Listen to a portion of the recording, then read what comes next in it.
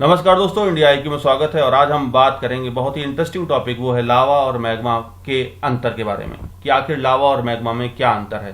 तो आइए इस 3 डायमेंशन एक फिगर से समझते हैं कि लावा और मैग्मा क्या है। जो आप देख रहे हैं, जो ग्रीन एरिया है, ये एक्चुअल में ये हमारा अर्थ सरफेस है जहां हम लोग रहते हैं, और इसको हम क्रस्ट भी बोलते हैं, CRUST, क्रस्ट, ऊपरी सतह। और जो निचला भाग है ये मैग्मा का भाग है। ये मैग्मा वो भाग है जो अर्थ का मिडिल पार्ट है, और यहाँ पर अर्थ का चूंकि बहुत ही गर्मी होती है, टेम्परेचर 1000 डिग्री सेंटीग्रेड से कहीं ज्यादा होता है, तो यहाँ पर जितना भी रॉक है, चट्टान है, वो गर्म हो जाती हैं, पिघल जाती हैं। और जब पिघल करके वो ऊपर की ओर जब वो चलने लगती हैं, तब वो एक लावा के रूप में आ जाती है। यानी कि देखिए, समझिए, जो मेल्टिंग रॉक नीचे है, जो मेल्ट रॉक नीचे है, उसे हमने बोला मैग्मा। और जब यही मैग्मा ऊपर आ जाता है, ज्वालामुखी के रूप में बाहर आ जाता है, तो इसको हम बोलते हैं लावा।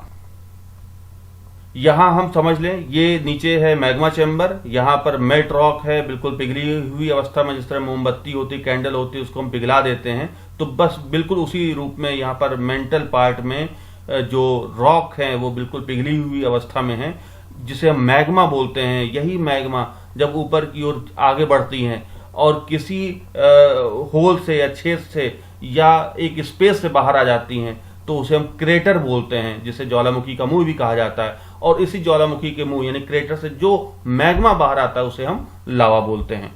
तो अब तक आपको काफी कुछ समझ में आ गया होगा कि लावा और मैग्मा में क्या अंतर है। एक बार इस माध्यम से और समझते हैं कि ये मैग्मा चैम्बर, ये मैग्मा ऊपर गया, मैग्मा तब तक मैग्मा ही कहा गया, लेकिन जैसे ही बाहर आया, यानी कि अर्थ पर बाहर आया, सरफेस पर बाहर आया, उसको हमने इसी मैग्मा को क्या नाम दे दिया? लावा।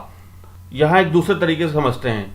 यहां पर देखिए, ये मैग्मा है, नंबर 5 आपको दिखाई दे रहा होगा, ये मैग्मा चैम्बर है। जब यही मैग्मा जब अपने चैम्बर से बाहर निकलता है, ऊपर की ओर निकलता है, और जिस माध्यम से, जिस मुंह से निकलता है, जिस स्पेस से बाहर निकलता है, जिस जगह से बाहर निकलता है, उसे हमने क्रेटर नाम दिया। और जब क्रेटर से यही मैग्मा जब बाहर आता है, हमने उसको नाम दे दिया लावा।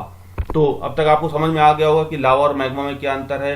ये देखिए, ये लावा का वो रूप है जो मैग्मा था जमीन की सतह के नीचे, और जैसे वो बाहर आया, इतना गर्म है कि उसकी जो टेम्परेचर, वो आप देख सकते हैं कि पिघला हुआ चट्टान का ये बहता हुआ जो फ्लो है, बह रहा है चट्टान, ये हमारा लावा है। और ये लावा की दूसरा ये इमेज है। अब समझते हैं कि आखिर लावा और मैग्मा में अंत में अंतर क्या है। एक फाइनली हम एक बार और समझ लेते हैं।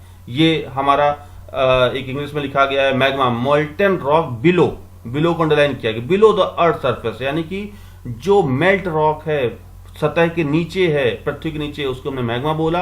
और अंत में देखिए लावा को समझ लेते हैं, molten rock flowing on the earth surface, on the earth surface, यानी कि जब यही मैग्मा पृथ्वी की सतह के बाहर आ गया, तो उसको हमने बोला लावा।